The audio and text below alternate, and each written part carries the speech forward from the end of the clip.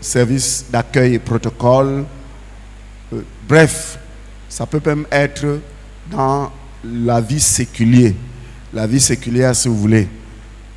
Ces signes-là, lorsque vous verrez ça, vous saurez que ça là, c'est quelqu'un qui a en elle la sémence de la déloyauté.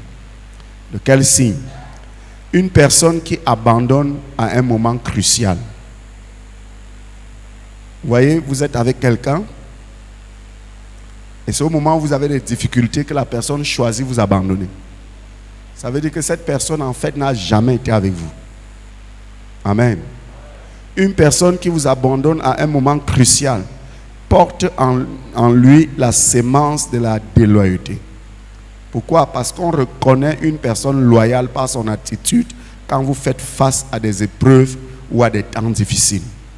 C'est quand tu traverses des moments difficiles que tu peux savoir que telle personne est loyale envers moi. Un ami qui t'abandonne en des temps difficiles n'a jamais été loyal. Amen. Quelqu'un qui se dissocie de toi, qui ne veut plus s'associer à toi, n'a jamais été loyal. Il y a, quand vous allez comment on appelle, Vallée Bissengue, il y avait une église à l'étage quelque part là. Bon, je ne sais pas s'il y a toujours. Cette église-là avait mis une grosse photo du pasteur et avait mis aussi la photo une grande photo d'un autre pasteur qui était en Afrique du Sud. Et il avait écrit en dessous du pasteur qui est en Afrique du Sud, Père spirituel, et en dessous de lui, Fils spirituel. Maintenant, il y a eu un scandale en Afrique du Sud avec ce pasteur-là, où le scandale était terrible au point parce qu'il y a des gens qui sont morts, des personnes qui sont mortes dans son église, et les autorités sud-africaines ont fermé l'église et il a dû fuir puisqu'il n'était pas sud-africain, il était plutôt zimbabwéen, il a dû fuir pour entrer dans son pays. Et lorsque le scandale là, ça a fait boum, vous savez, les réseaux sociaux, ils ont relayé.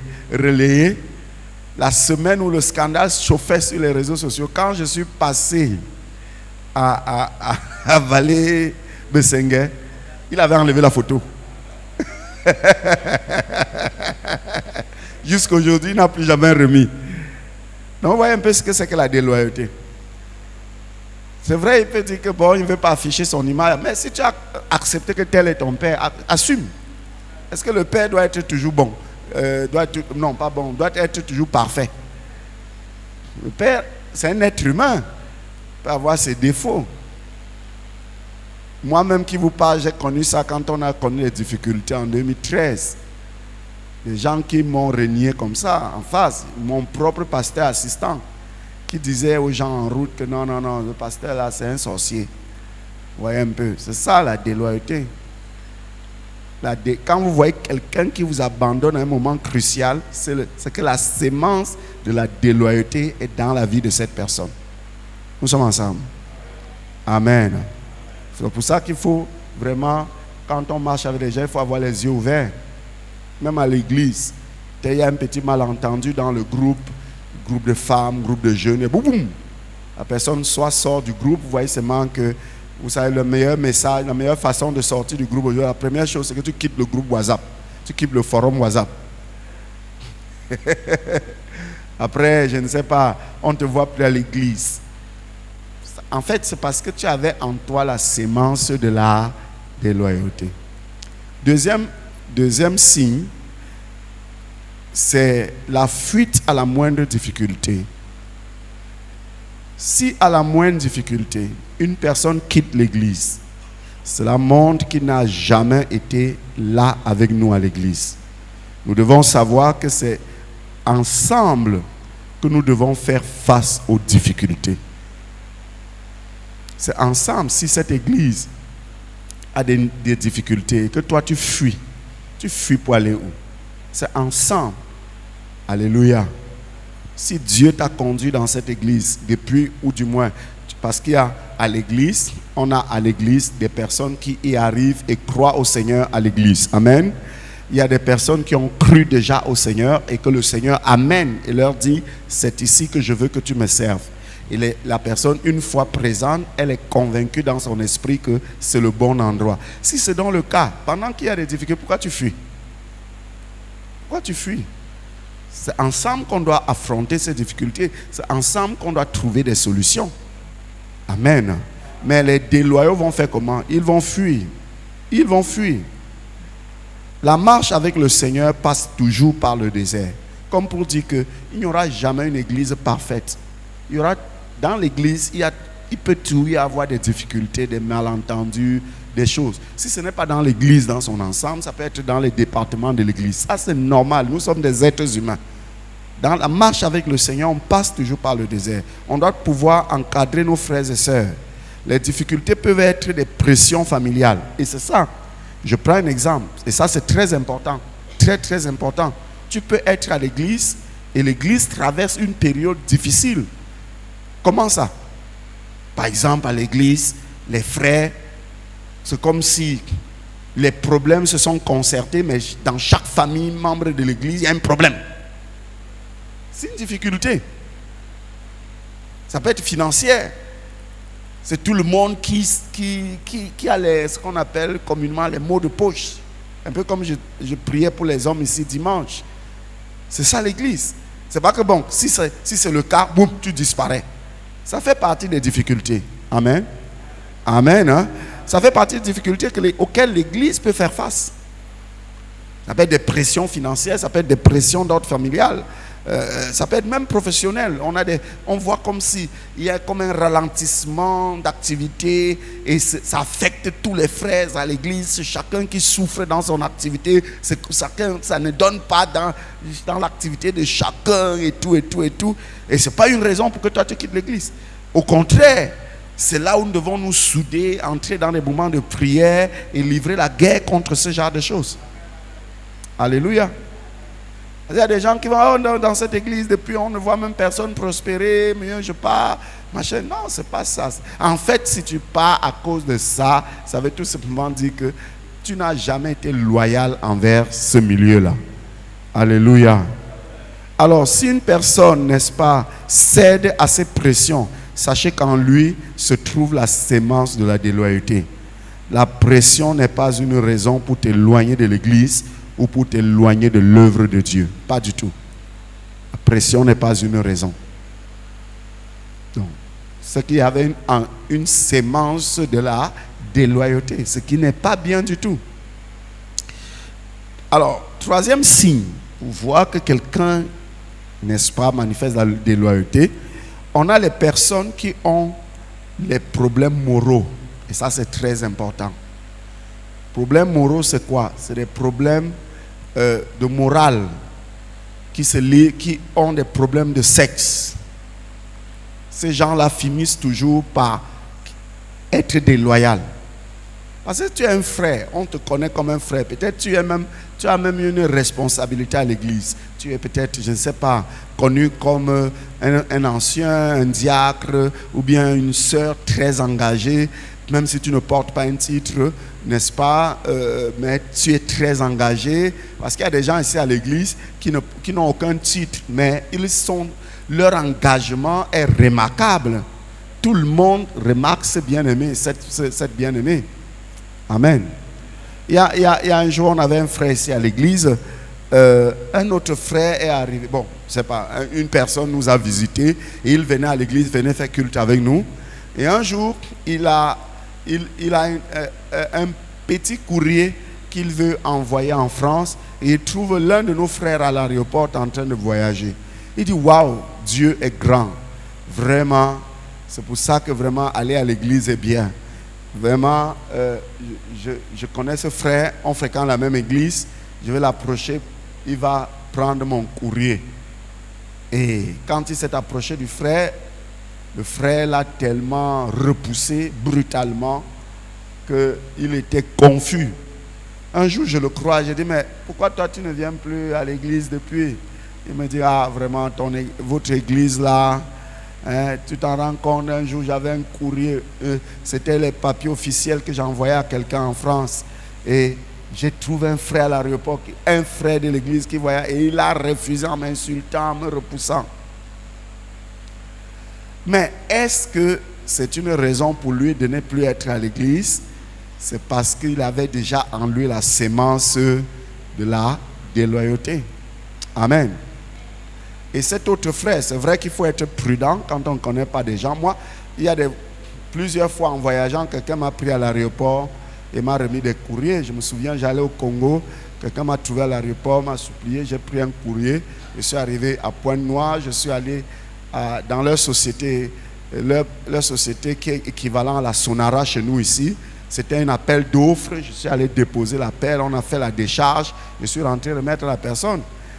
On peut rendre des services comme ça, ça nous enlève rien. C'est vrai qu'il faut être prudent parce que quand tu vas dans l'avion, il ne faut pas porter n'importe quoi. Ça, je suis d'accord. Mais nous devons avoir une approche qui n'empiète pas à notre identité. Est-ce que quelqu'un me comprend?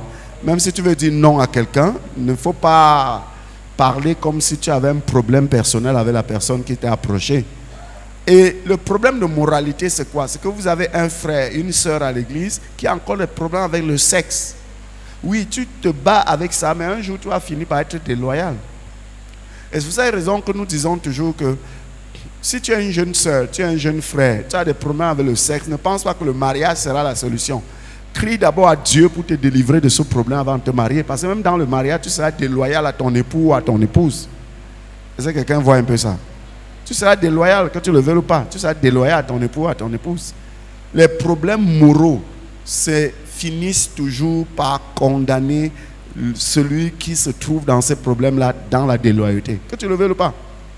Que tu le veuilles ou pas. C'est pour ça que si tu as une faiblesse de sexe, ça peut être la porno, ça peut être l'homosexualité, ça peut être l'adultère, ça peut être l'impudicité. Si tu as ça, crie à Dieu, demande de l'aide. Tu ne dois pas avoir honte. Va demander de l'aide. Frère, je suis enfant de Dieu, mais voici encore ma faiblesse. Sinon, tu finiras par être déloyal. C'est la sémence de la déloyauté. C'est le signe de la déloyauté. Alléluia. Parce que vous savez, pour nous chrétiens, pourquoi est-ce que le sexe, nous ne devons pas le faire? Parce que aller faire le sexe avec un partenaire qui n'est pas ton partenaire, c'est tromper Dieu. Ça, tu comprends? Parce que ton engagement à servir le Seigneur est un engagement matrimonial avec le Seigneur. C'est un mariage. Les eaux du baptême, là, tu penses que tu es parti dans les eaux du baptême. Tu es parti te marier avec Jésus. Les gens ne savaient pas. Les eaux du baptême, c'est ta signature devant monsieur le maire avec Jésus. Et aller coucher avec un sexe opposé qui n'est pas ton partenaire, c'est, n'est-ce pas, l'infidélité. Tu trompes Dieu. Est-ce que quelqu'un comprend un peu ça? On ne dit pas trop amen. Hein? Mais maintenant, quand tu le fais, qu'est-ce qui va se passer? Tu finiras par être déloyal. Tu vas être déloyal. La sémence de déloyal va être en toi. C'est pour ça que les gens qui font le sexe, parfois ils cachent tellement bien, mais un jour ou l'autre, ils ne pourront plus supporter et boum, ils vont disparaître de l'église. Frère, pourquoi tu ne viens plus aller? Pourquoi on ne te voit pas? Mais c'est le sexe qui les a bottés hors de l'église. C'est pour ça que quand c'est un problème, crie à Dieu, supplie le Seigneur, pleure devant le Seigneur pour qu'il te délivre. Surtout l'affaire de sexe, là, il y a 3 péchés qu'il faut la grâce divine de Dieu pour en être délivré. Le sexe, la drogue, et l'alcool. Le sexe, la drogue et l'alcool, c'est 3 choses que quand il te faut la grâce de Dieu pour sortir de là, surtout quand tu le fais en cachette au point où ça a pris de l'ancrage en toi, ça a pris des tentacules en toi. Et là, tu dois crier au Seigneur, tu dois implorer la grâce de Dieu. Alléluia.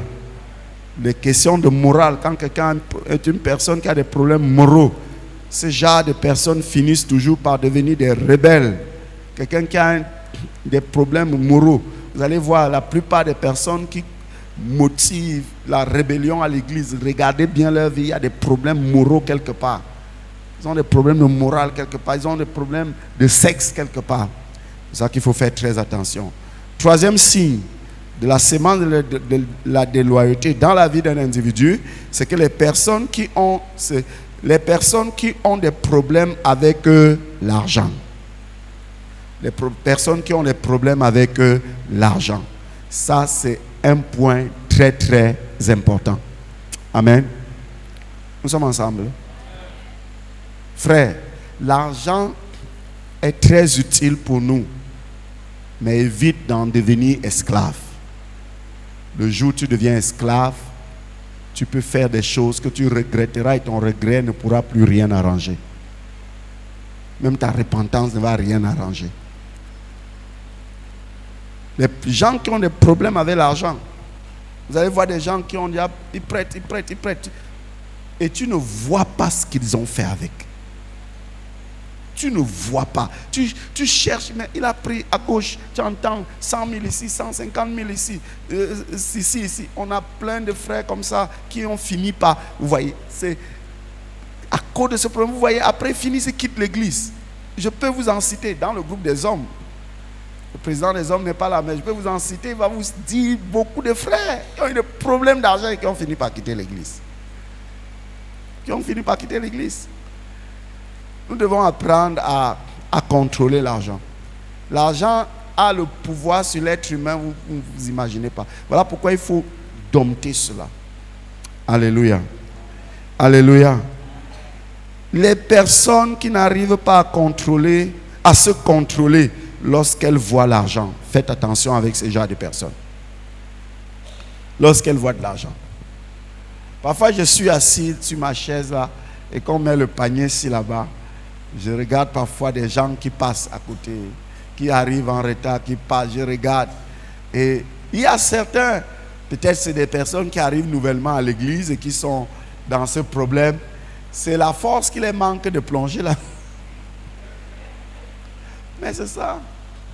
Je me souviens un jour, je reçois une dame qui vient, après m'avoir suivi sur les ondes, elle vient me voir et elle dit, pasteur, je suis venu ici parce que il faut que Dieu me pardonne et me délivre. J'ai dit, qu'est-ce que tu as fait? Elle dit, je nourris mes enfants, je paye mon loyer et je subviens aux besoins de ma famille avec l'argent que je vole dans la caisse de l'église.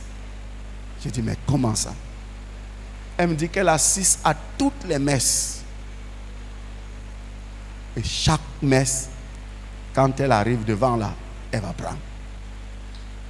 Elle fait toujours comme si elle donne, mais elle prend. Et je dis, mais qu'est-ce qui s'est passé que tu ne veux plus faire ça? Elle me dit, c'est comme si cet argent maintenant se retourne contre moi. Donc vous voyez un peu. Ce n'était pas dans une église dite de réveil, c'était à l'église catholique. Vous voyez, quand quelqu'un a un problème avec l'argent, même ici parmi nous, si, à moins que tu n'aies pas, amen, à moins vraiment que tu n'aies pas, mais quand tu dis à un frère, donne-moi s'il te plaît, vais remettre, bah toi tu remets. Ça, si tu comprends un peu. Et si tu n'en as pas, vraiment, va vers le frère et dis vraiment, je ne sais pas comment ça va se passer, mais je n'en ai pas. C'est très important, frère. Ne ratons pas notre salut à cause de l'argent. Amen. Vous savez, l'argent, quand quelqu'un l'a, la personne sait comment elle a sué et souffert pour l'avoir. Et même si la personne ne dit rien, chaque fois qu'elle pense que tu as pris, tu n'as pas remis, il y a la douleur. Et cette douleur-là n'est pas en ta faveur. Donc, l'un des signes de la déloyauté, c'est des personnes qui ne se contrôlent pas quand ils voient l'argent. Même dans ta maison, tu es une femme mariée. Dès que tu vois ton mari avec l'argent, tu ne peux pas te contrôler. Fais attention. Parce qu'il y a des femmes, dès qu'elles voient comme ça, non. Tous les projets du monde naissent. Là. Pourquoi? Même toi, l'homme, quand tu touches ton salaire, contrôle-toi. Arrive à la maison, assieds-toi, pose l'argent. Fais même 2 jours avant d'utiliser. Vous savez que l'argent parle, non? L'argent parle, hein? Quand l'argent est dans ta poche, ça te dit, ça te propose les choses. Ça te parle, ça te convainc, ça t'explique le bien fondé de l'utilisation. Oui. Fais attention. L'autre problème avec les gens qui ont des problèmes de l'argent, c'est que vous allez voir des personnes qui ne donnent jamais ni offrande, ni dîme, ni de dons, mais qu'ils veulent savoir combien contient la caisse de l'église. Et là, d'abord, on va organiser le diaconat. On va bien organiser le diaconat en département de diaconat. Parce que, écoutez, si au diaconat là, même si la diaconale principale ou bien votre superviseur, l'ancienne, te dit va compter l'argent là, et que toi-même tu sais que je ne donne jamais, ne pars pas. C'est plus prudent pour toi. Dis-lui que non, je suis diacre, je suis diaconat, il peut faire autre chose, mais pas l'autre là. Mais vous savez, vous allez voir des gens qui veulent aller compter, qui veulent savoir ce qu'on a donné. En fait, dans le diaconat, le département argent là est réservé à ceux qui sont au-dessus de l'argent. Sinon, chaque fois que tu vas compter, tu seras frustré. Parce que imagine, tu as les problèmes de 150 000. Et le dimanche, la quête et les offrandes et 10 m'ont donné 450 000. Tu penses que tu vas dormir? Ta tête va parler, ta tête va marcher. Entre le diaconat et le secrétariat pour déposer, il peut y avoir une évangélisation que tu ne maîtrises pas. Moi-même au secrétariat, j'ai eu certaines de mes filles au secrétariat, je les regardais seulement, je riais qui jouaient avec l'argent de l'église, je regardais, je riais. Les enfants, ils ne comprennent rien. On ne joue pas avec ça. Est-ce que nous sommes ensemble, frère? Ils ne donnent pas, mais ils aiment savoir qu'on a donné combien. Non, le pasteur doit rendre compte. À l'église, on doit dire ce qu'on a fait. Ok, ta part dedans était combien? Si vous voyez quelqu'un raisonner comme ça, là, c'est qu'il a en elle la sémence de la déloyauté. On a le cas de Judas, non? Une femme vient faire son offrande, pompe le parfum sur Jésus. C'est lui qui a acheté le parfum là. Il sait à combien on a acheté le parfum là. Il sait pourquoi la femme là vient pomper ça sur Jésus. Le gars se lève. Ah, ça c'est le gaspillage. Ah, c'est le gaspillage. Un parfum comme ça, on vendait ça, on mettait l'argent dans la caisse. On a besoin des espèces. Mais Jésus a fermé la bouche à ce traître-là, à ce déloyal. Vous aurez toujours les pauvres avec vous. Parce qu'ils aiment montrer comme s'ils pouvaient trop donner aux pauvres. On aurait vendu ça et donné cet argent aux pauvres. Jésus dit, vous aurez toujours les pauvres avec vous. Jusqu'à la fin du mois, il y aura les pauvres. Mais moi, vous ne mourrez pas toujours. Il y a des choses que ça doit venir chez Dieu que chez le malheureux de dehors. Donc, quand vous voyez donc quelqu'un avec une telle attitude, faites attention avec une telle personne. Très attention. Vous savez, quand on ferme l'argent, et si vous voyez les gens qui vont faire la monnaie, là, vous pensez qu'ils vont seulement faire trop, ils aiment trop faire la monnaie. Parfois, c'est des stratégies pour voir est-ce que ça a donné aujourd'hui. Est-ce que ça a donné? On connaît les êtres humains. Est-ce que ça a donné aujourd'hui? Alléluia. Alléluia. Il y a des gens qui ont des problèmes avec l'argent, qui ne donnent pas, mais aiment regarder ou gérer ce que les autres ont donné. C'est la preuve de la déloyauté. Si tu veux gérer ce que les autres ont donné, il faut que toi-même tu sois le premier donneur. Que tu sois un donneur. À vouloir toucher ce que les autres ont donné. En fait, ici nous sommes en train de voir les signes, non? C'est pour nous enseigner que si vous voyez quelqu'un qui se comporte comme ça, comprenez que la personne a en elle la sémence de la déloyauté. Point 5. Les personnes qui ont les tendances mondaines. Les gens qui ont les tendances mondaines. Il y a un verset biblique que vous devez corriger là. Jacques 4. Corriger, c'est plutôt 2 Timothée 4. C'est plutôt Jacques 4, verset 4, s'il vous plaît. Les personnes qui ont les tendances mondaines. Ça veut dire quoi? Si vous voyez quelqu'un qui a des tendances mondaines, qui aime les choses du monde et se sent à l'aise avec les choses du monde, c'est la déloyauté. Vous entrez dans la voiture de quelqu'un, c'est la musique mondaine qui tourne là-bas. Ndombolo, Makosa. Il n'est chrétien que quand il est avec vous à l'église. Je ne dis pas que parce que si tu mets la radio dans ta voiture, tu captes une station, tu ne vas pas forcer la station là à jouer tes musiques. Je suis d'accord. Avant peut-être le journal que tu veux suivre, ils vont chanter leur musique. Ça là, c'est autre chose. Mais dis que tu as acheté les CD, les mondains, et que c'est plein là dans ton coffre. Tu aimes les choses du monde. Tes amis sont des mondains terminés. Tu aimes la vie pure mondaine là. Chez toi, il y a tout ce qu'il y a de mondain chez toi. Fais attention. La sémence de la déloyauté en toi. Tu as beau couvrir ça, mais tu vas finir un jour par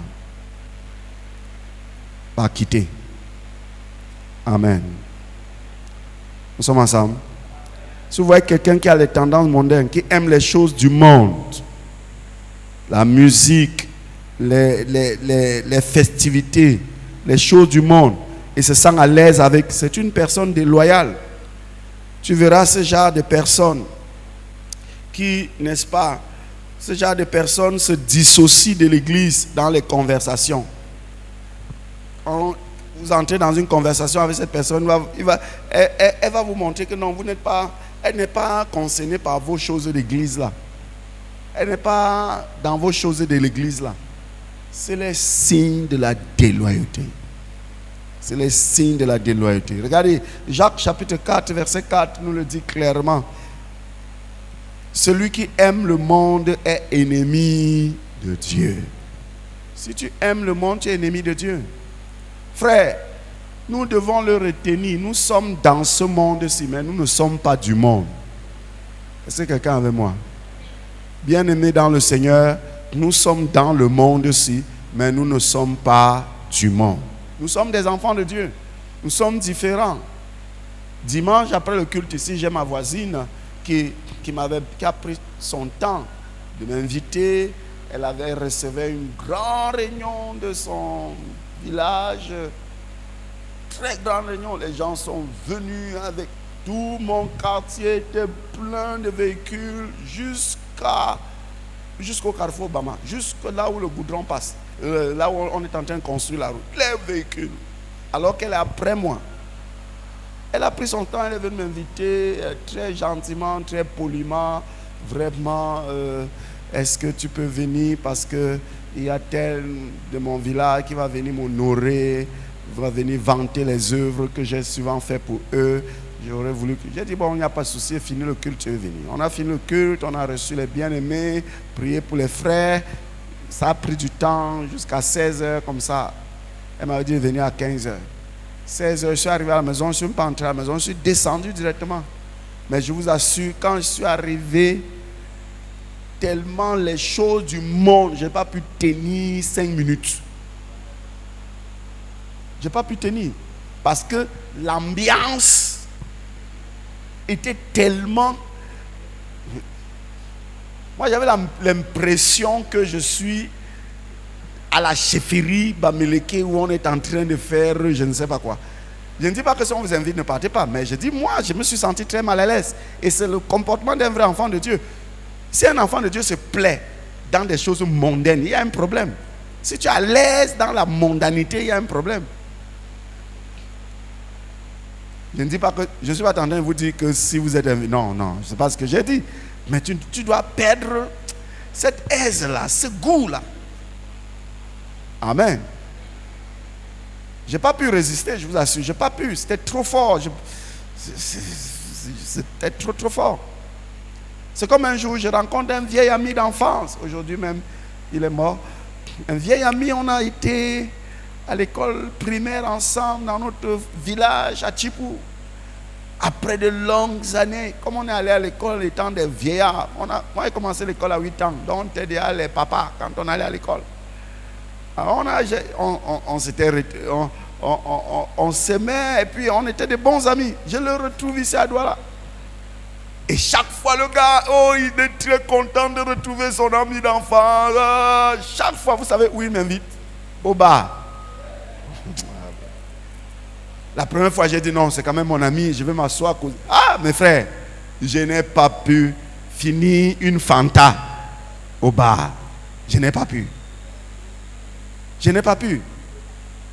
Si tu arrives dans les milieux mondains, tu te sens à l'aise, je pense qu'il y a un problème avec ta foi. Amen. Ah, beaucoup de gens disent que le pasteur, non, pasteur, tu exagères. Tu exagères, pasteur. Pasteur. Non, en fait, je suis en train de dire quoi? Tu ne dois pas te sentir à l'aise avec le monde. Amen. Parce que ce que tu tolères du monde là, tu vas finir par te retrouver en boîte de nuit. Oui, tu vas finir par te retrouver. Tu vas finir par danser les danses traditionnelles où on fait des rituels. Tu dis non, c'est rien, c'est la tradition. Tu fais là avec la queue du cheval. Puis, sans que tu ne t'en rends compte, tu es à la queue du cheval, tu es en train de bouger comme ça. Tu sais que tu fais quelle incantation. Il faut demander aux gens vieux, bamlekés, ils vont te dire ce que ça signifie la queue du cheval. Amen. N'aimez point le monde. Celui qui aime le monde se fait inimitié du Seigneur. Alléluia. Quelqu'un qui est déloyal aime les choses du monde. Par exemple, veut marcher avec les stars, les mondains, fait des choses comme le monde, prend pour référence des personnes qui ont de grosses voitures, des gens qui voyagent beaucoup, qui ont une certaine réputation. Voilà toujours leur langage. Et on te dit que quand vous écoutez un frère, une soeur se comporter de la sorte là, c'est qu'il a déjà la sémence de la déloyauté. Le frère là n'est plus avec vous, la soeur là n'est plus avec vous. Frère, en Christ là, ton standard n'est plus celui qui a réussi là dans le monde. Ton standard doit être le frère en Christ que Dieu a béni. Et non celui qui a réussi, ou bien Jésus tout court. Ce n'est pas le mondain qui a réussi, parce que tu ne connais pas comment ça s'est passé. Tu ne connais pas. Nous qui avons les réseaux sociaux là, ne regarde pas surtout comme ça tue beaucoup de jeunes gens aujourd'hui. Tu vois ce qu'ils ont, le nouveau métier, le métier du 21e siècle qu'on appelle influenceur, influenceuse. C'est vrai que cette année, ils sont quand même beaucoup morts comme les mouches. Influenceurs. Tu ne sais dans quoi ils entrent pour faire ça. Tu ne sais dans quoi, mon ami. Il y a une fille qui nous fréquentait de temps en temps ici à l'église. Je ne sais pas dans quel pays elle est. Une fois, je la vois. Partagez. Elle se dit, donc toi aussi tu es devenue influenceuse. Parce que tu ne sais pas dans quoi ces gens-là entrent. Il ne faut pas les prendre pour référence. Tu n'as qu'à voir la fin. Regarde comment ils meurent là, toutes les histoires derrière leur mort. C'est bizarre. Comment un gars peut aller à Yaoundé, prendre son passeport pour voyager au Canada, meurt dans une voiture et la voiture fait l'accident. Une voiture neuve, le airbag ne sort pas. Ancien, doyen, tu es chauffeur, non? Le choc de la voiture, le airbag ne sort pas. Ça n'a pas de sens. Ça ne s'explique pas. Comment le airbag n'est pas sorti avec le choc qu'on a vu? On ne dit pas qu'il ne devait pas mourir. Mais le choc là, le airbag sortait. La voiture est encore neuve, elle n'est même pas vieille que le soleil de l'Afrique a cogné, la boue a tout bloqué, les capteurs de airbag. Non. Vous voyez, ça signifie quelque chose. Il ne faut pas regarder ces gens-là pour modèle. Notre modèle, c'est Jésus. Alléluia. Notre modèle, c'est ma soeur en Christ. C'est mon bien-aimé dans le Seigneur. Donc je connais la réputation, je connais la crainte qu'il a pour le Seigneur. Pas les gens là qui viennent bavarder les choses. Vous voyez même des sœurs en Christ qui passent le temps à écouter une femme qui n'est même pas mariée, conseiller les mariés. Qui n'est même pas mariée, donner des conseils aux mariés. C'est quelle histoire? Les métiers sataniques, coach machin, coach truc. Ça, c'est coach de quoi? C'est coach de football.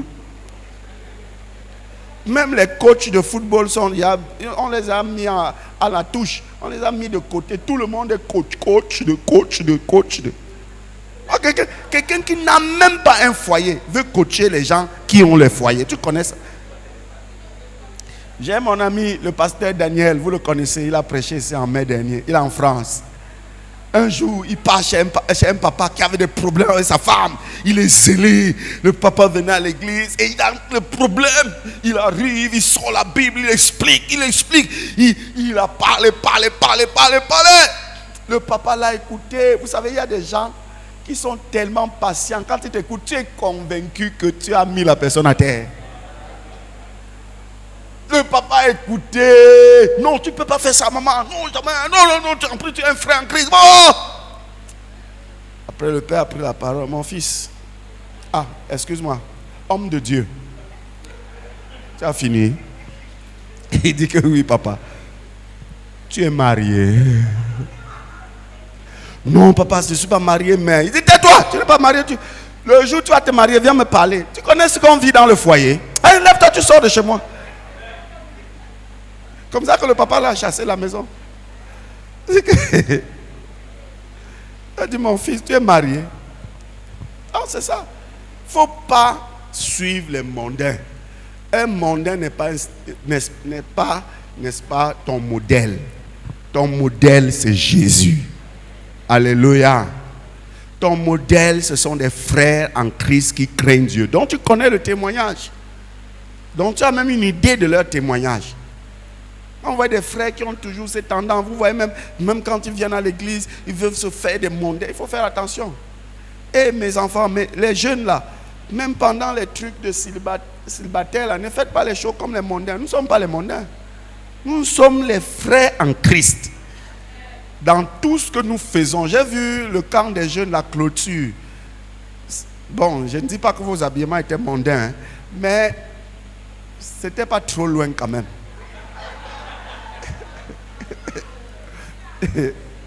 Dans chaque chose, il y a la pudeur que nous devons préserver. Amen. Quand toi, une jeune fille, tu t'habilles en tant qu'enfant de Dieu, première question, est-ce qu'avec le même habillement, je peux aller à l'église? Si la réponse est oui, habille-toi. Normalement, il n'y a pas un autre lieu où on devrait plus aller chic qu'à l'église. Nous sommes d'accord, non? Est-ce qu'il y a un autre endroit où on devait aller plus bien sapé si ce n'est à l'église? Donc vous pensez que, ok, parce qu'il n'y a pas les soirées à l'église, c'est ça? Les robes de soirée. Bon, je sais que je casse un peu, mais faut, à chaque question, à chaque chose qu'on fait, il faut tout qu'on se pose la question, est-ce que mon habillement plaît au Seigneur? Amen. Est-ce que nous sommes ensemble? Quand on parle de ça, les gens vont dire, oh non, pasteur, là, tu deviens déjà trop dur. Non, ce n'est pas question de dureté. C'est question de principe du royaume. Suis-je un enfant de Dieu ou pas? Tu perces ton oreille, comme je vois par exemple en Occident, perce l'oreille. J'accepte que tu sois venu au Seigneur l'oreille percée. Même pas que tu es dans la foi, tu perces l'oreille. Tu es un PD. Je ne comprends pas. Tu perces l'oreille dans la foi. Non, on ne dit pas les sœurs, hein, je parle des hommes. Parce que les sœurs vont dire, ah, pasteur, aujourd'hui là c'est grave. Hein, donc, même le boucle d'oreille, on ne porte pas. Non, je parle des hommes. Comment toi, un homme, tu perces l'oreille? Toi, une sœur, tu perces le nez dans la foi. Encore où tu vis en Afrique, tu perces le nez. Tu sais ce que c'est qu'avoir le nez percé? Dans la Bible, c'est dans la Bible. Hein? Oui. Avoir le nez percé, c'était le signe que tu es esclave. Il y avait le nez et l'oreille. Quand un esclave disait que bon, moi, mon maître est trop gentil envers moi, je vais le servir à toujours. Parce que dans la loi, tu ne pouvais prendre un esclave que pour 6 ans. 7e année, tu le libères. À la 7e année, il pouvait dire que non, vraiment, moi, je veux rester à mon maître.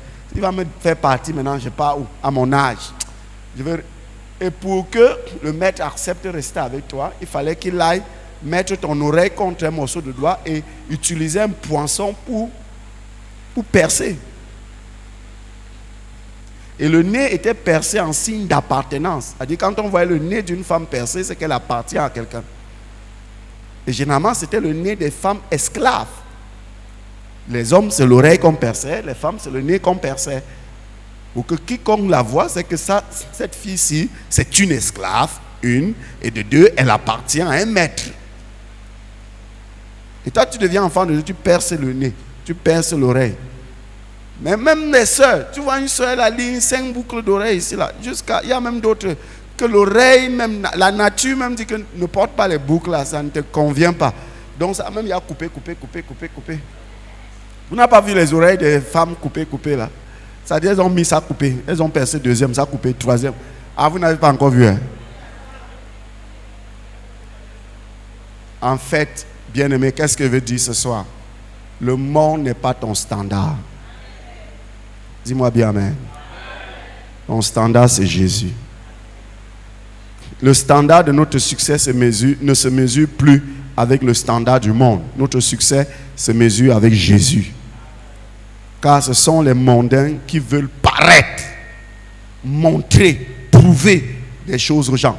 Toi, tu n'as pas besoin de paraître, ni de montrer, ni de prouver quoi que ce soit aux gens. Un enfant de Dieu ne montre rien, ne paraît pas, ne montre rien, ne prouve pas quoi que ce soit aux gens.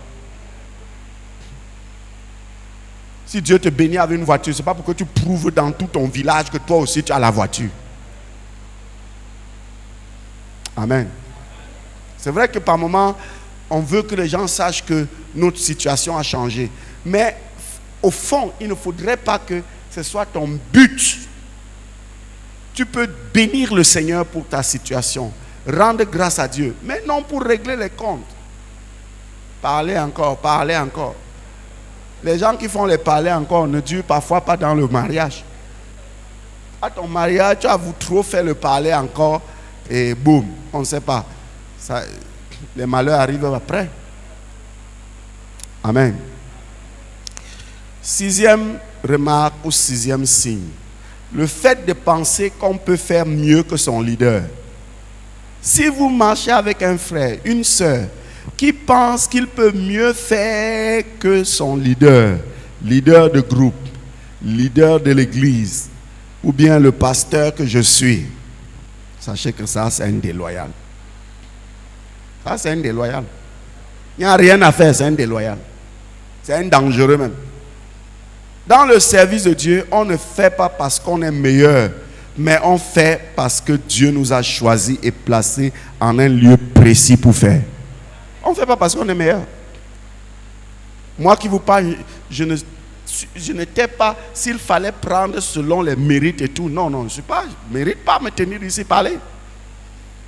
Mais Dieu sait pourquoi il a choisi, il a pris que ce soit moi. Dans l'affaire de Dieu, on fait parce que Dieu t'a choisi, pas parce qu'on est meilleur. Le monde cherche les meilleurs, mais chez Dieu, Dieu te choisit. Maintenant, quand Dieu te choisit, tu peux améliorer tes compétences. Donc, vous voyez quelqu'un qui dit, oh, moi, il peut faire. Ton président de groupe est leader parce qu'on l'a placé. Les déloyaux montrent toujours qu'ils peuvent faire mieux. Si vous voyez quelqu'un, vous marchez avec quelqu'un qui vous montre qu'il peut faire mieux, faites attention avec une telle personne. Faites très attention avec une telle personne. Vous voyez, quand Absalom a commencé, dans 2 Samuel, a commencé à monter le coup contre son propre père. Regardez ce qu'il disait à la porte. Toi qui viens avec ton problème, tu as quel problème? Vous voyez, c'est dans 2 Samuel chapitre 15. Tu dis que tu as quel problème? Ah, vraiment. Oh non, ça c'est rien. Vous voyez le vieillard là, il fait ça. Si j'étais roi, ton problème serait résolu en 2 jours. C'est comme ça. Oh, dans l'église, le pasteur là, si j'étais à sa place, c'est que l'église là n'est pas comme elle est là. On souffre comme ça parce que bon, il n'y a plus l'onction, il n'y a plus le sissi. Voilà le langage des déloyaux. Voilà le comportement des déloyaux. Ils pensent qu'ils peuvent mieux faire. Moi, j'ai vu dans cette église des gens venir ici là. Je les accepte à mes côtés. pour servir le Seigneur avec nous. Je leur donne mon pupitre, le droit sur les gens que le Seigneur m'a donné, que sur des personnes que le Seigneur m'a donné. Je dis, bon, tu peux prier pour eux, tu peux leur prêcher. Je permets à ces personnes de leur donner la considération, de leur donner du respect. Et ils montrent à ces gens qu'ils sont mieux que moi. Ils montrent qu'ils sont mieux que moi, c'est de la folie. C'est de la folie. C'est de la folie. Absalom a fait ça. Il est parti où? On est leader pas parce qu'on est meilleur, mais parce que Dieu nous a placés. Car ce que les hommes qualifient de meilleur ne l'est pas forcément aux yeux de Dieu. Amen. Amen. Ce que les hommes qualifient de meilleur ne l'est pas forcément aux yeux du Seigneur. C'est ça que nous devons faire très attention, bien-aimés dans le Seigneur. On doit faire très très attention. 7e signe. Une personne prête à s'attaquer à la vie de son leader, le cas d'Absalom. Tu es prêt à porter atteinte à la vie de ton leader. Il y a un pasteur ici. Finalement, il a immigré aux États-Unis avec sa famille. Mais les leaders de son église se sont attaqués à lui jusqu'à ce qu'il a fallu perdre son pied. On a fait la sorcellerie sur le pasteur. Le gars a failli perdre son pied. Les gens de l'église. Et déloyaux. Mais ce qu'ils avaient oublié, c'est que le gars craignait Dieu. Leur coup n'a pas marché et Dieu les a confondus. Le gars est parti. Il a une église bien prospère aux États-Unis et il les a laissés. Ok, je vous laisse alors l'église. Faites mieux que moi. Et depuis qu'il est parti, tout s'est dispersé. Dispersé complètement. Il est revenu quelques années après. Il a recommencé à nouveau parce qu'il a appris de ses erreurs. Il a appris qu'il y a des gens avec qui il ne faut jamais marcher. Et aujourd'hui, il a une nouvelle assemblée au Cameroun. C'est comme ça. Les gens qui pensent qu'ils peuvent mieux faire que leur leader, c'est des déloyaux total. Des déloyaux total. Comment est-ce qu'on sait qu'une personne pense qu'il peut mieux faire que son leader? C'est quand cette personne critique, insulte le pasteur, pense que le pasteur ne fait pas bien. C'est la sémence de la déloyauté. Amen. On n'a pas dit amen. Ouais, j'ai peur. Hein? Je vais faire comme ça là que l'affaire là est ici. Hein? Alléluia. 8e point. Les personnes blessées et qui ne s'en remettent jamais. Si tu es à l'église, tu fais partie de ces personnes, pardon, fais l'effort de guérir des blessures. Les personnes blessées qui ne s'en remettent jamais. Tu as toujours la blessure que tu as eue depuis là, ça te fait mal, ça te ronge. Mais guéris, non? Guéris. On a une histoire. C'était l'histoire d'Absalom. Amnon, qui était le demi-frère d'Absalom, a violé la petite sœur, n'est-ce pas, d'Absalom. Et Absalom, à cause du geste de son demi-frère, de son frère consanguin, a eu une blessure dans le cœur et qu'il a refusé de guérir de cette blessure. Il n'a pas cherché à guérir de cette blessure pendant 2 ans. Il avait ça dans le cœur. Ma soeur a été déshonorée. Ma soeur a été violée. Ma soeur a été abusée. Et un jour, il a organisé une fête et il a tué son frère. À cause de la déloyauté. Vous savez, frère, nous sommes encore sur la terre.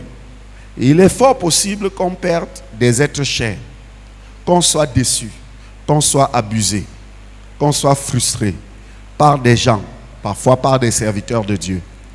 Ce que tu dois savoir, parce que tu as cru au Seigneur, évite d'entretenir les blessures dans ton cœur. On est sur la terre, ça ne peut pas manquer. Même moi qui suis ton pasteur, je peux te faire quelque chose qui te fait mal.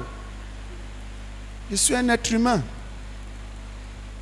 Mais évite que cette blessure que je t'ai causée là ne guérisse pas. Ne passe pas ton temps à entretenir cette blessure pour qu'elle s'infecte. Est-ce que nous sommes ensemble? Accepte de guérir. Accepte de guérir. Il y a une dame où l'église l'avait fait quoi? Je ne sais pas. Mais ce que je sais, c'est qu'elle était très amère contre l'église. Apparemment, il s'était investi dans l'église avec son mari. Je ne sais pas combien d'argent ils avaient mis. Bref, l'église était toute leur vie. Ou qu'est-ce qui s'est passé à l'église? Et l'église, et ils ont eu une douleur, une blessure terrible. Et la dame était très remontée contre tout ce qu'on peut appeler l'église. Et son mari, lui aussi est devenu mondain, il a commencé à boire son vin. Mais vous savez, il y a quelque chose d'extraordinaire quand nous avons rencontré Jésus. Quand quelqu'un a fait la rencontre du Seigneur Jésus, il y a une sémence en toi. Même si tu rentres dans le monde là, tu ne seras pas tranquille là-bas. Tu ne peux pas dormir, tu sentiras que il y a quelque chose qui te manque. Le gars ne pouvait pas supporter, il a commencé à marcher comme ça. Et un jour, il passe devant l'église où j'étais pasteur, là, il y a là. Il m'écoute prêcher. Il s'arrête. La prédication finie, il part. Et il revient un autre jour. Il ne pouvait plus supporter dehors, il est entré. À la fin, je cause avec lui. Il me dit, comme tu vois, je suis un serviteur de Dieu. Un ancien. Et ma femme et mes enfants, nous sommes déçus. Et là où je suis, on a même essayé de faire le culte à la maison, mais ça ne donne pas. Et là où je suis, je veux me réconcilier avec Dieu. J'ai prié avec lui. Après, il a commencé à venir. J'ai dit, ta femme, elle ne peut pas. Oh, non, elle est là, non. Même comme je viens là. Quand je rentre, elle va me balancer les mots. Dis, tu es encore parti là-bas? Prochainement, reste là-bas avec les problèmes qu'ils vont te faire. Alors j'ai pris un temps de prière et je suis allé rencontrer la femme. Quand je l'ai rencontrée, la femme a insulté l'église, je ne sais pendant combien de temps. Quand elle a fini, la voix du Saint-Esprit m'a dit, pour l'église, va sur tes genoux. Je ne connaissais pas cette femme. Elle n'était pas de mon église. Mais le Saint-Esprit m'a dit, pour l'église, va sur tes genoux devant elle. Je suis allé sur mes genoux. J'ai dit, maman, pour tout ce que tu as dit là, je te demande pardon au nom de l'église. C'est nous les hommes qui t'avons fait ça. Mais Dieu au ciel ne t'a rien fait. En tant qu'homme, je te demande pardon. Je suis allé sur mes genoux pendant qu'il lui demandait pardon. Je me suis couché à terre. Je ne sais pas si je peux encore faire ça aujourd'hui, mes frères. Il y a des choses que le Saint-Esprit nous amène à faire dans la vie ici. Je me suis couché à terre. On était dehors comme ça, dans la cour. Et immédiatement, le Seigneur est descendu sur cette femme. Elle a commencé à pleurer. Elle dit, non, mon pasteur, pardon, lève-toi. C'est plutôt moi qui dois demander pardon à Dieu. Qui suis-je pour juger les hommes? Elle a commencé à se repentir. Et nous avons commencé. Je lui ai dit, non, je ne t'invite pas moi à l'église. Non. Moi, je viendrai à 8h. Je fais petit culte avec vous avant d'aller à l'église. Je ne t'invite pas. Je ne veux pas que tu viennes encore avoir des problèmes. Donc, j'ai commencé à faire les cultes avec elle. Avant le culte chez moi, j'allais chez eux chaque matin. 8h. J'ai fait pendant, je crois, 2 mois. Et c'est son mari, parce que quand j'allais, je vais partir avec son mari. Et son mari lui a dit que non, on a fait un programme de prière, on avait fait un programme de jeûne d'Esther, on clôturait le dimanche. Son mari a dit que non, on va clôturer le jeûne. La femme dit, vous clôturez le jeûne, nous on reste à la maison avec les enfants, on fait quoi? Quand je suis arrivé le matin, je dis, pasteur, la prière d'aujourd'hui, il faut laisser. Nous on vient tous à l'église. C'est comme ça qu'elle a porté tous ses enfants. On était une petite église Et imaginez un dimanche, près de 10 personnes entrent de la même famille. C'était extraordinaire. On a fait le travail avec elle et elle a été guérie. Dieu a commencé à restaurer leurs finances. Le concours, elle était âgée certes, mais elle désirait enseigner dans l'administration, dans l'école de l'État, toute sa vie. Mais elle n'a jamais eu le concours. Le concours, là, elle a eu, après, elle a eu l'intégration. Aujourd'hui, elle est aux États-Unis parce que sa fille, qui était presque en train de rentrer dans le monde, est revenue dans le Seigneur. Et elle s'est mariée et elle a émigré aux États-Unis et sa mère est là-bas avec elle. Son fils est le pasteur de mon église là, actuellement. On l'a ordonné en juin dernier. Quand tes blessures sont guéries, Dieu dessine ta destinée. Et son fils est footballeur, il joue au football en Europe. Des enfants qui étaient gâtés, perdus comme ça. C'est pour ça que même si on te fait quoi, il ne faut pas laisser la blessure là. Parce que tu ne sais pas ce qu'une blessure que tu entretiens va n'est-ce pas, t'empêcher d'obtenir de la part du Seigneur. Ce couple, je vous assure, bien-aimés, ce couple a été restauré. C'est vrai que, en tant qu'être humain, je pouvais dire, ok, le Seigneur m'a utilisé pour faire tout ce travail dans votre vie. Si je pars n'importe où, vous devez être avec moi. Mais ce n'est pas pour ça que le Seigneur m'a appelé. Aujourd'hui, je suis heureux. Quand on ordonnait son fils, il est venu m'appeler papa. C'est toi. Sans toi là, je ne serais pas serviteur de Dieu aujourd'hui. Sans toi là, mes parents avaient abandonné la foi. Quand Dieu est venu nous ramener au Seigneur, quand son fils, l'autre qui est footballeur, devait aller, il m'a cherché dans toute la ville. Il dit, papa, c'est toi qui nous as ramené dans les choses de Dieu.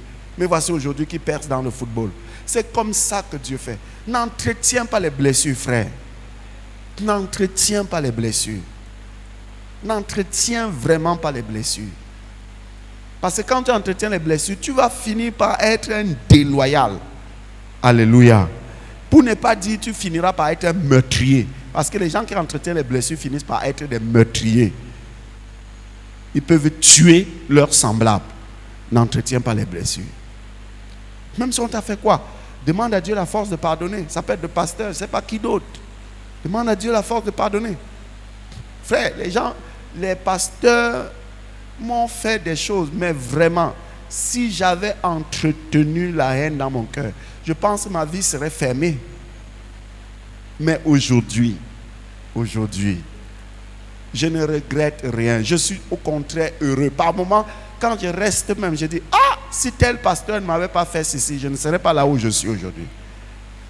L'autre jour, on était chez nous et ma femme dit, hé, mon mari, si le pasteur Didier ne nous avait pas fait ce qu'il nous a fait, tu crois que tu seras où tu es là aujourd'hui? J'ai dit, non, ma femme. Il était un instrument fantastique entre les mains du Seigneur. Donc vous savez ce que le pasteur là nous a fait? Le pasteur là nous a fait ça dur. Vous voyez, vous partez prendre un pasteur, vous dites c'est votre ami d'enfance, vous l'amenez à l'église, il va monter le coup, c'est-à-dire que Brice est mon fils et il dirige une église. Brice rencontre son ami ils ont fait la jeunesse à l'église ensemble. Brice dit que non, toi tu es là, on servait le Seigneur quand on était jeune. Comment est-ce que toi tu ne sers plus le Seigneur aujourd'hui sous prétexte que tu as eu trop de problèmes? Viens servir le Seigneur avec moi. Brice amène son ami à mes côtés, vers son père que je suis. Il dit non, voici mon ami d'enfance. Je veux que tu acceptes que je l'introduis pour qu'ensemble on dirige l'église, qui est l'église Anès. Et j'accepte. Et Brice, l'ami de Brice revient vers moi, dit des méchancetés sur Brice. Oh Brice, tu crois que c'est ton enfant, il n'est pas ton enfant. Il invente les choses. Et moi aussi, sans rien vérifier, je me lève contre lui. Et j'arrive à l'église un dimanche, je dis, à partir d'aujourd'hui, Brice, tu n'es plus pasteur, tu es maintenant un ancien. Voici maintenant votre nouveau pasteur. Voilà ce que j'ai subi. Mais si le gars là ne m'avait pas fait ça, je ne serais pas ce que je suis devenu. Parce que quand il m'a fait ça, Je suis reparti vers mon pasteur. Là. J'ai dit, ok, maintenant que je suis un ancien, je fais comment? Mon travail, c'est quoi? Il m'a dit, viens d'abord à Dedo. Je suis arrivé à Dedo. La grâce de Dieu s'est manifestée. On a gagné des âmes. L'église a grandi. On ne m'appelait plus ancien, on m'a encore appelé à pasteur. Et c'est de Dedo donc que le Seigneur me dirige. Maintenant, je te conduis à faire ce que je t'ai appelé. S'il ne m'avait pas fait ça, peut-être je serais toujours là à Niala, derrière 2 ou 3 personnes. Il y a des blessures qu'on te cause dans la vie, c'est pour te propulser dans ta destinée. Oui, il y a des choses que tu as endues. Frère, si le pasteur là ne m'avait pas fait ça, vous ne serez pas devant moi que je vous prêche aujourd'hui. On se serait vu où? Peut-être les seules personnes qui m'auraient connu, c'est peut-être maman Nathalie, c'est toi. Oui. Parce que c'est même grâce au pasteur là que j'ai gagné au Seigneur, les mamans Nathalie et tout ça. C'est comme ça. Il ne faut pas toujours voir comment blessé. Oh, j'ai trop mal. Laisse ça. On t'a fait ça, la vie continue. Tant que tu vis, il y a de l'espoir. Même si on t'a pris quoi? Aussi longtemps qu'on ne t'a pas pris ton souffle de vie, ça continue. Et même quand on te prendrait ton souffle de vie, un monsieur était tellement persécuté parce qu'il annonçait l'évangile et un autre le persécutait. Pourquoi tu annonces l'évangile? Et un jour, ce dernier qui le persécutait a pris la machette et a dit, je vais te découper aujourd'hui en 1000 morceaux. Et l'homme a pris tout son courage et dit que chaque morceau te parlera de Jésus. Chaque morceau de mon corps va te parler de Jésus. Coupe-moi, tu vas voir. Chaque morceau va te parler de Jésus. Frère, même si on t'a fait quoi, n'entretiens pas de blessures. Sinon, ça va te finir par faire de toi comment on appelle, un meurtrier, un déloyal. Apprends à pardonner. Apprends à laisser aller. Apprends à passer dessus. Sinon, tu vas tuer un Amnon à côté de toi. Tu vas utiliser des ruses pour le tuer. Et bloquer ta vie. Bloquer ta destinée. Si je m'étais accroché chaque jour, oh, vraiment Didier, tu m'as eu, hein? Didier, tu m'as, oh, vraiment, le gars là m'a bloqué. M'a bloqué. On ne bloque pas le vent, mon ami. Quand un homme est spirituel, on ne le bloque pas. Tu vas le bloquer comment? Tu peux me critiquer, tu peux mal parler de moi, mais tu n'empêcheras jamais ma destinée. Tu auras raison pour quelques personnes qui vont t'écouter, qui vont te donner raison, qui vont te suivre, mais ça va s'arrêter là. Ça va s'arrêter là. Amen. 9e signe, les personnes qui refusent d'être formées. On a l'académie, non? Il y a des gens dans notre église qui ont dit que l'académie là, vraiment, c'est pas pour moi. Quand tu refuses d'être formé, tu es déloyal. Parce que quoi, frère? Chaque église, chaque ministère a sa culture. On a parlé de la culture l'autre jour, non? Nous ne sommes pas ensemble. Disons, tu es ici, tu quittes de Winner Chapel. La culture de Winner Chapel est différente de la culture de la mission d'espoir. Si tu arrives ici, on doit te former. Que tu comprennes comment, quelles sont nos lois, quelles sont nos cultures, quels sont nos principes ici. Sinon, tu vas passer tout ton temps en disant, oh, chez nous on faisait que, dans notre église on faisait que, là-bas on faisait que. C'est pour ça que Dieu m'a conduit que non, on doit ramener l'académie. Toute l'église passe par là, on finit. Maintenant, toutes les personnes qui viendront passent d'abord par là. Et comme on fait là, frère, tenez-vous, soyez tranquilles. Aucune responsabilité ne peut plus être donnée à quelqu'un dans notre église si tu n'es pas passé par l'académie. Ah oui. Parce qu'il faut qu'on sache, est-ce que tu es avec nous? Est-ce que tu connais les choses que nous connaissons? Est-ce que tu as appris à comprendre la chrétienté? Est-ce que tu as appris mes 8 premières leçons dans la foi? Il y a tout ça. C'est base. Amen. Amen. Donc, les nouvelles personnes qui arrivent doivent être formées. Sinon, ils finiront par être déloyales. Parce que parfois, tu es déloyal parce que tu ne connais pas comment ça marche. Et la formation te permet de connaître comment ça marche. Amen. 10e signe. Donc quand vous voyez quelqu'un qui refuse d'être formé, faites attention. C'est des gens qui choisissent leur réunion. Ils vont finir par, n'est-ce pas, être déloyaux. Parce que il y a des choses que vous avez appris ici à l'académie que quelqu'un qui vient seulement au culte jeudi et dimanche ne connaît pas. Nous sommes d'accord, non? Oui. 10e signe, les personnes qui sont incapables de faire des tâches, des petites tâches qu'on les confie. Vous voyez, des gens qui sont incapables de faire des petites tâches qu'on les confie, c'est des dangereux, c'est des déloyaux. On te dit, bon, toi frère, fais telle chose, il est incapable de faire. Quand quelqu'un est incapable de faire un petit travail qu'on lui donne, c'est un déloyal. Dans le service de Dieu, ce n'est pas le parler, mais vivre ce qu'on dit. Jésus-Christ que nous servons est un Dieu de principe qui ne brûle pas les étapes. Si Dieu a dit que tu seras grand, sache que tu commenceras petit. Si Dieu t'a montré, parce qu'il y a des gens qui vont dire non, moi j'ai la révélation que je suis leader, j'ai mon propre ministère. Mais comment auras-tu ton propre ministère si tu n'as jamais servi dans un ministère? Tu n'as jamais servi dans un ministère. Comment? Mais il y a des gens donc comme ça qui ne sont soumis à personne et veulent que les gens leur soient soumis. C'est pour cette raison qu'ils vont, n'est-ce pas, tromper les gens, mais après un temps, toutes ces personnes vont se réveiller. Ils vont se réveiller. Donc, bien-aimés dans le Seigneur, les gens qui ne peuvent pas accomplir une petite tâche, qu'on les confie. Si Dieu a dit tu seras grand, sache que tu commenceras petit, à faire d'abord des petites choses. Parce qu'il dit dans sa parole, celui qui est fidèle dans les petites choses, alors on lui confiera les grandes. Même si on te demande de faire n'importe quoi dans la maison de Dieu, la loyauté voudrait que tu le fasses d'abord. Ne dis pas, oh, ok, moi, non. Comment? Le pasteur, si vraiment, comment il commence à faire il nous a déjà élevés au titre d'ancien. Comment est-ce qu'il nous amène encore à faire l'école-ci avec tout le peuple? Non, fais d'abord.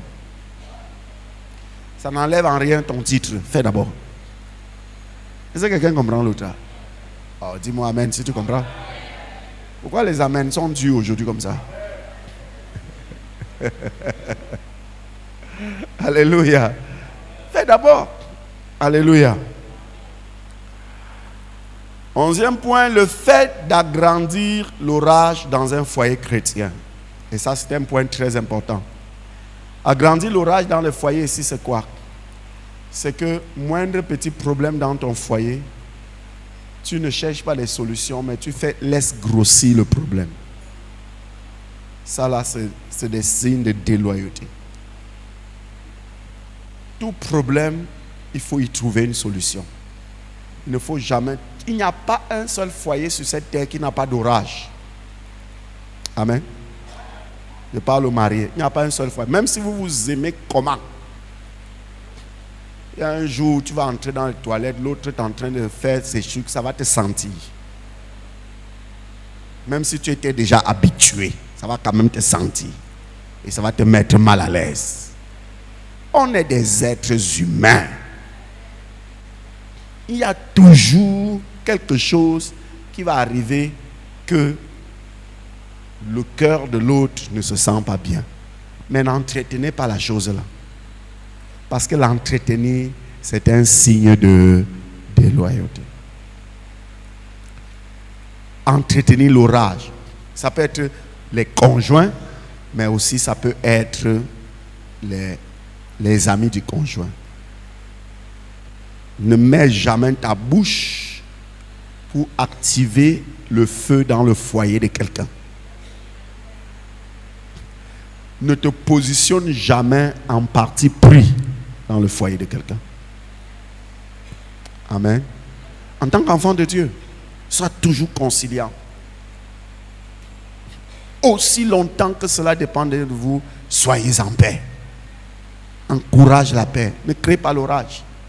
Même si l'autre vient te dire vraiment ma femme, ouais, je dormais, elle m'a versé l'eau chaude. Comment ça m'a brûlé.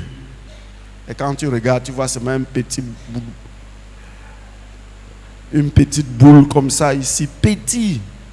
Tu dis, tu vois, pasteur, l'eau chaude, vrai là, qu'elle a versé sur toi, c'est seulement une petite boule qui est sortie là. Bon, on te croit. Mais mon rôle n'est pas de te dire, chasse-la, c'est une diable. Mon rôle, c'est de t'amener à reconnaître toi-même ta part de responsabilité. Parce que la meilleure guérison dans un foyer, c'est la reconnaissance de ses propres responsabilités. Si cette personne est arrivée à ce niveau, qu'est-ce que moi j'ai dû faire pour l'amener à ce niveau?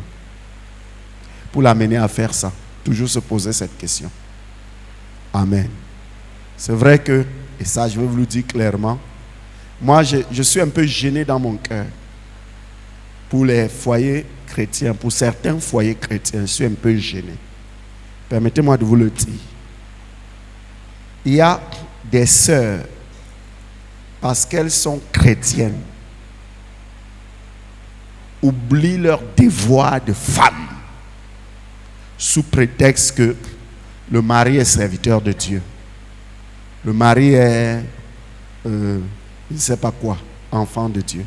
S'il vous plaît, mes sœurs, ne tombez pas dans ce piège.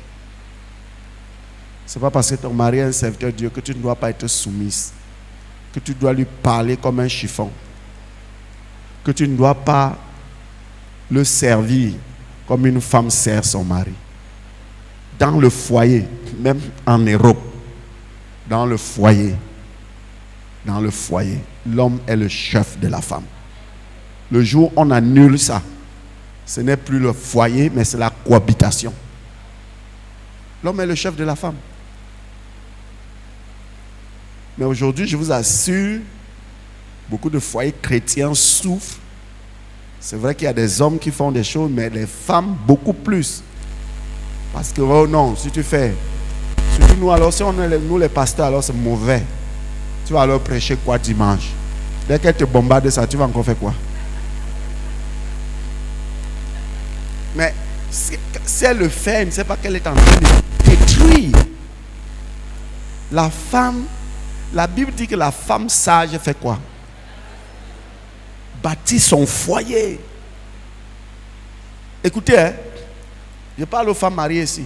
Nous les hommes là, nous vos maris là, nous ne sommes que des gros bébés. Ne nous voit pas costauds comme ça là. Ne nous voit pas debout. On est des gros bébés. Et vous savez combien les bébés sont capricieux, pleurnichards, boudeurs. Ah, peut-être vous n'avez pas de mari qui boude. Hein? Moi, je suis un puissant boudeur, mon ami. Oui. Je vous ai dit les mardis, je confesse mes péchés, non? Je suis un maître boudeur. Oui.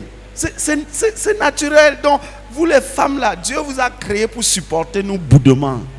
Je ne sais pas si c'est français, boudement. Dieu nous a créé pour ça.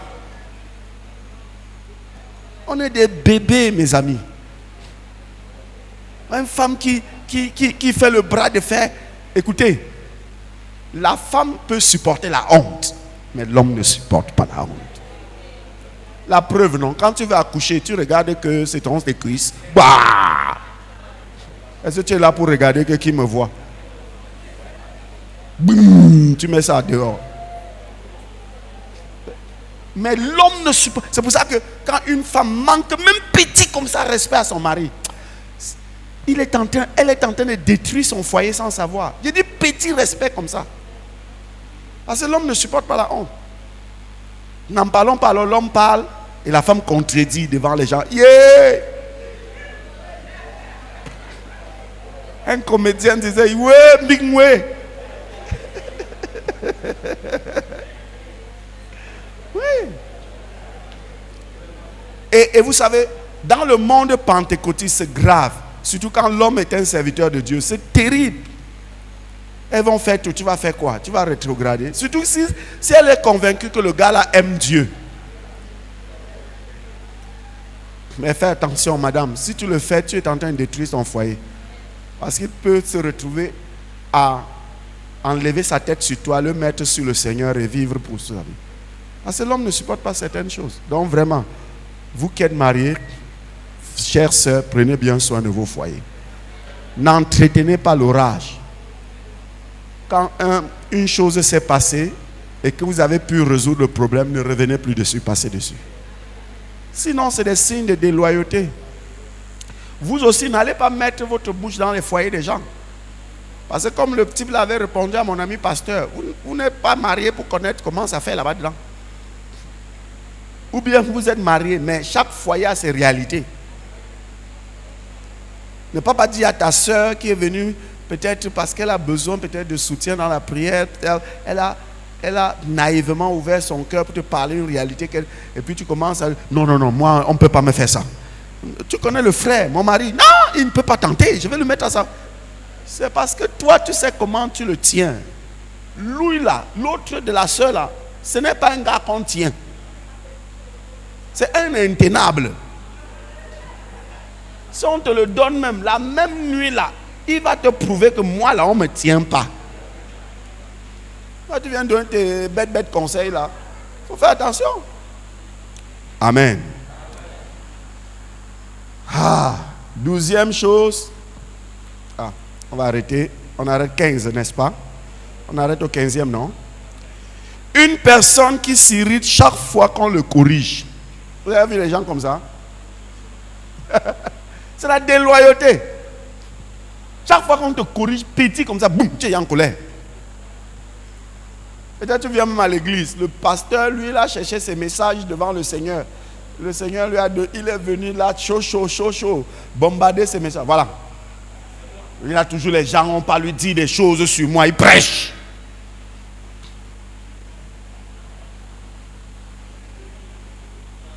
Écoutez, frère. Quelqu'un qui refuse la correction refuse d'apprendre. Il refuse de grandir. Il refuse d'apprendre et de grandir. Nous devons accepter qu'on nous corrige.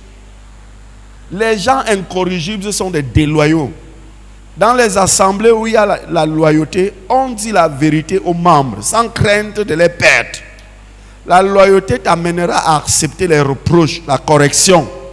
Alors apprends et accepte qu'on te corrige. Qu'on te prenne et on te corrige. Sois pas à l'église, tu te comportes comme si on a peur de toi.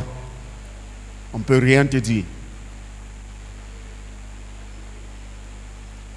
Vous êtes même bien dans une église comme celle-ci, avec un pasteur comme moi qui ne gronde même pas les gens.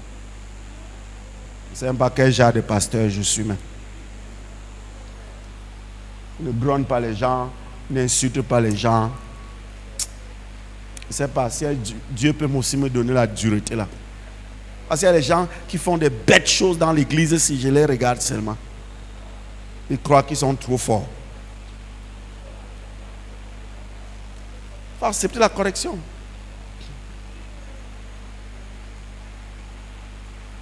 Treizième point. Une personne qui se justifie sans cesse. Pourquoi tu n'as pas fait? Non, je n'ai pas fait parce que bon voilà, le jour là, les gens ne sont pas venus à temps et il a toujours une raison. Faites attention à ce genre de personnes. Une personne qui se justifie sans cesse, faites attention à ça. Ce n'est pas de bonnes personnes. Ce n'est pas de bonnes personnes. Ce n'est pas de bonnes personnes. On t'a confié une responsabilité, tu n'as pas fait. Humilie-toi, répands-toi. Regrette pourquoi tu ne l'as pas fait. On va sortir toutes les justifications inutiles qui n'ont ni tête ni queue. Amen. Parce qu'une personne qui se justifie toujours, pour lui, toute instruction que tu lui donnes devient un débat. Il ne fait jamais sans débattre. Parce qu'il faut qu'il te montre que, comme tu lui dis de faire là, c'est même pas comme ça qu'on devrait faire.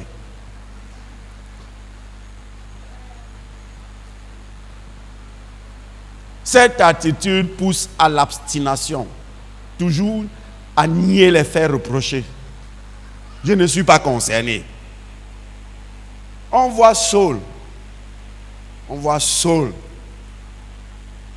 qui a violé la parole du Seigneur. Mais pourquoi as-tu égorgé? Pourquoi as-tu offert le sacrifice? Il dit, non, les gens qui étaient avec moi étaient fatigués de t'attendre. Oh toi, sacrificateur Samuel. Ils étaient fatigués. Qu'est-ce que tu voulais que je fasse? Et les moutons que j'entends derrière là, oh, c'est les gens qui étaient avec moi. Ils ont vu des vaches là, des petits moutons qui avaient un peu la chair. Ils ont pris ça à côté. Alors que c'est lui qui avait pris. Ils sont toujours en train de se justifier. Quand tu es un enfant de Dieu, écoutez, la force des fils et filles du royaume, c'est d'abord l'art de l'écoute. Dis ça à ton voisin.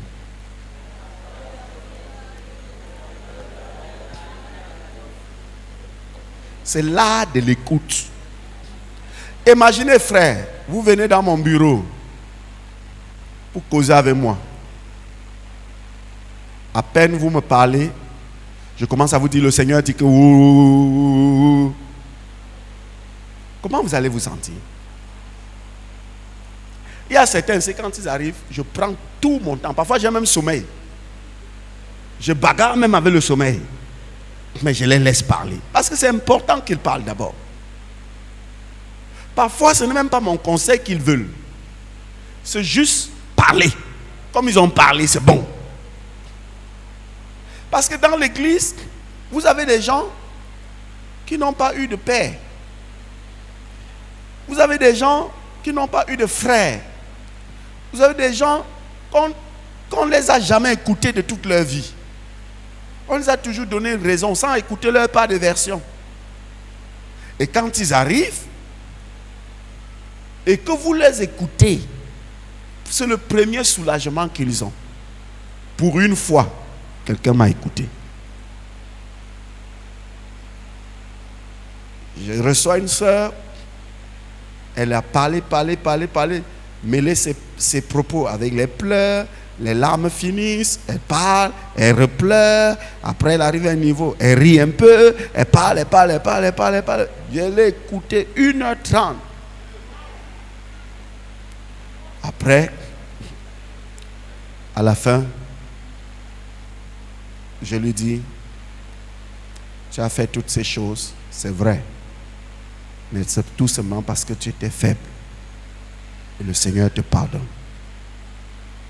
Sache que Dieu ne t'a pas rejeté. Vous savez ce que la sœur me dit après? Elle me dit, pasteur, moi j'étais convaincu que tu vas me juger, me reprocher, me blâmer, me séquestrer avec des propos. Mais tu ne m'as pas jugé. Et à partir d'aujourd'hui, je te promets, je ne me laisserai plus jamais entraîner dans ces choses. La force des fils du royaume, c'est là d'écouter d'abord. Même quand vous êtes entre vous, les frères de l'église, et que quelqu'un parle et présente son problème, fais comment? Écoute-le jusqu'à la fin. Amen. Et ne sois pas une personne qui veut toujours te justifier. Avant-dernier point pour aujourd'hui, une personne qui ne tient pas ses promesses.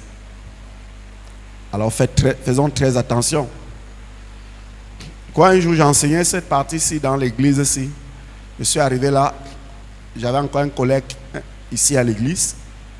Quand je suis arrivé, je me suis tourné vers lui et j'ai dit, comme le pasteur tel. Parce que le pasteur a donné rendez-vous aux gens ici à l'église. Parfois tu vois, tu viens, tu trouves même 10 personnes. Tu attends qui? Pasteur tel. Tu attends qui? Pasteur tel. Il ne vient pas. Quand tu fais des promesses, tu dois les tenir. Tu promets le mariage à une fille, bats-toi pour l'épouser. Ou alors, sépare-toi dans les règles de l'art. Ne sois pas un frère qui a fait le mariage à je ne sais combien de filles. Avait dit ça à un frère ici. Il a vu que moi, le pasteur, je suis un tintin. Aujourd'hui, il a toute la chevelure blanche et les barbes blanches. Il n'est pas toujours marié. Parce que quand tu pars attraper le cœur d'une sœur, Tu lui promets le mariage. Après, tu changes d'avis. Si la sœur a te maudit, ça va marcher. Si elle te maudit, ça va marcher. Parce que vous ne connaissez pas, vous les jeunes garçons, vous ne connaissez pas l'amour de la femme. Quand la femme t'aime, elle ne t'aime pas à 70%. Son pourcentage, ça casse toujours le thermomètre. C'est pour ça que quand une femme ne t'accepte pas, elle est sincère. Quand elle ne te veut pas. Et voilà pourquoi le sage a dit, ne réveillez pas l'amour avant qu'elle ne le veuille. Parce que le truc là qu'on appelle que l'amour là, quand ça se réveille chez la femme, elle peut t'offrir la tête de sa maman sur le plateau. C'est pour ça que dans l'église, les frères trop gentils avec les sœurs, quand tu es un frère gentil avec les sœurs, dis clair et que tu n'es pas mal, dis à la sœur que tu es ma sœur en Christ, il n'y a rien. Comme ça, tu as déjà stoppé. Ne fais pas tes manières et la sœur commence à faire ses calculs. Après, tu te justifies que je n'avais moi rien dit. On n'est pas quand même, on est des êtres humains. Il y a des manières que tu fais. Tes manières sont un langage. C'est ça. Tu souris toujours un genre. Chaque fois, si tu as un problème, il faut m'appeler. Je vais te dire, si je peux t'aider, je vais t'aider. Ah.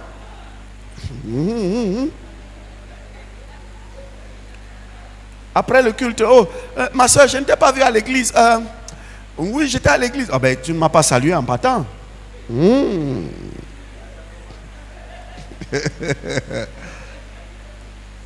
Doucement, doucement. Quand la mayonnaise va prendre, fais gaffe. Parce que quand la femme aime, c'est comme la drogue. Donc c'est pour ça qu'il ne faut pas promettre le mariage. Tu ne tiens pas à tes promesses. C'est que tu es un déloyal. Amen. Et un frère qui demande la main à plusieurs sœurs, c'est un sorcier.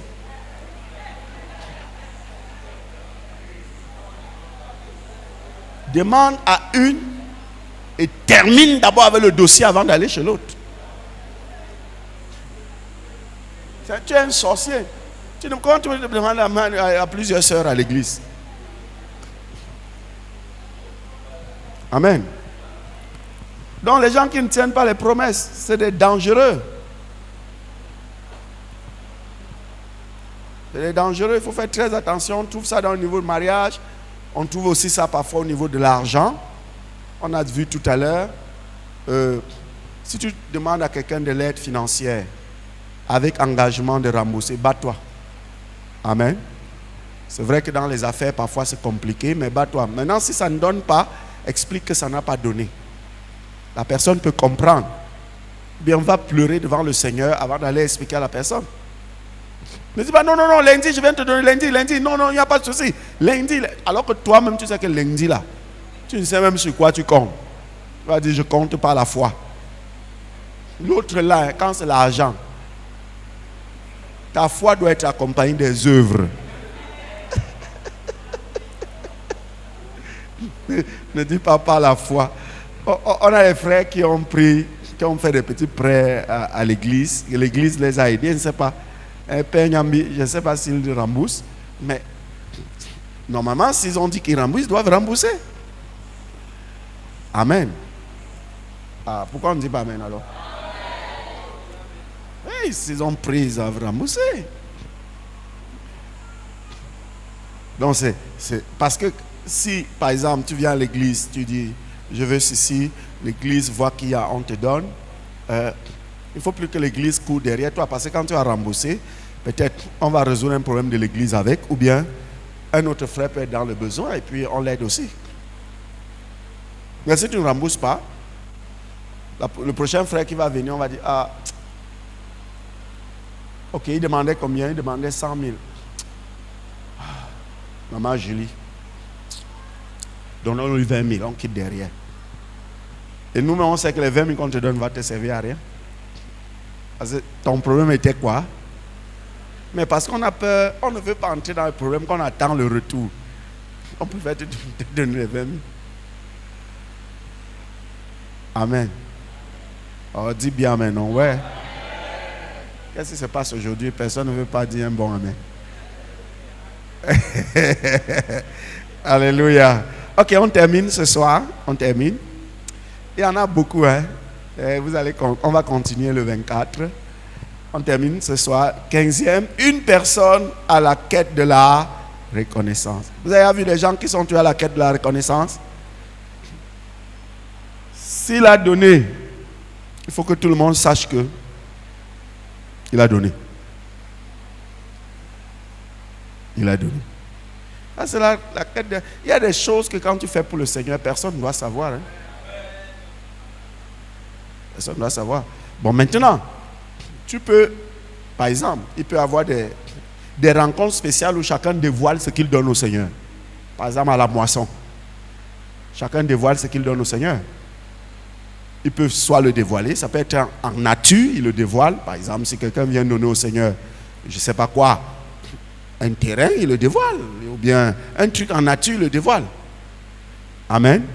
Mais ne fais jamais des choses et puis tu es à la quête de la reconnaissance. C'est pas bon, c'est le signe de la déloyauté.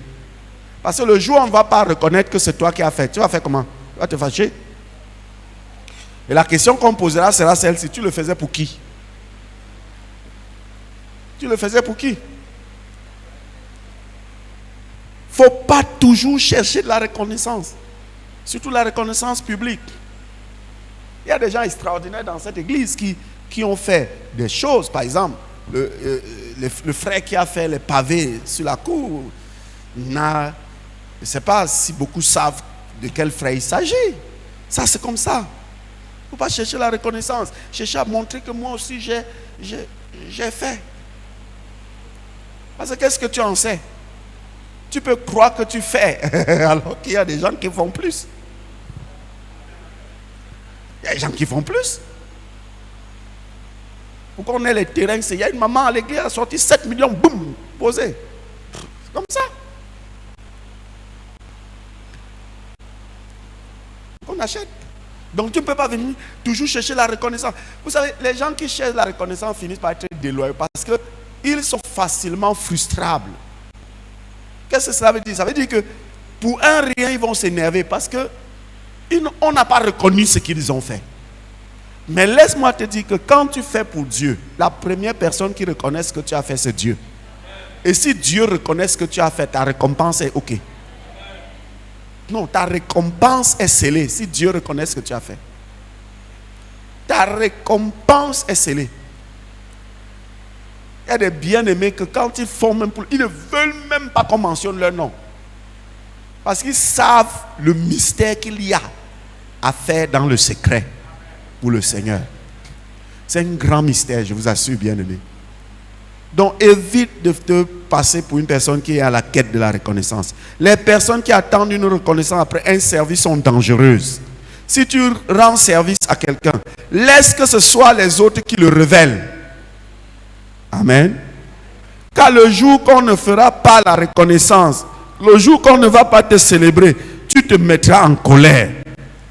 Pour que Dieu te bénisse dans tes actions, il faut que tu les fasses dans le secret, afin que ton Père qui voit dans le secret te récompense. Quand tu as fait quelque chose pour le Seigneur, laisse que les gens font ta publicité.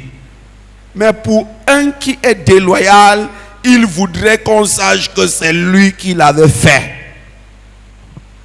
C'est le signe de la déloyauté. Et ce n'est pas bon. Laisse que les autres disent que c'est toi. Ça va. Mais ne cherche pas à prier. Que le nom du Seigneur soit béni ce soir. On a des questions encore? On apporte des devoirs. Alors.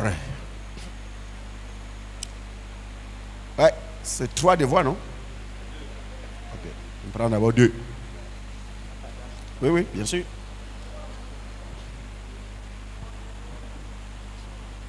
2 devoirs. Amen.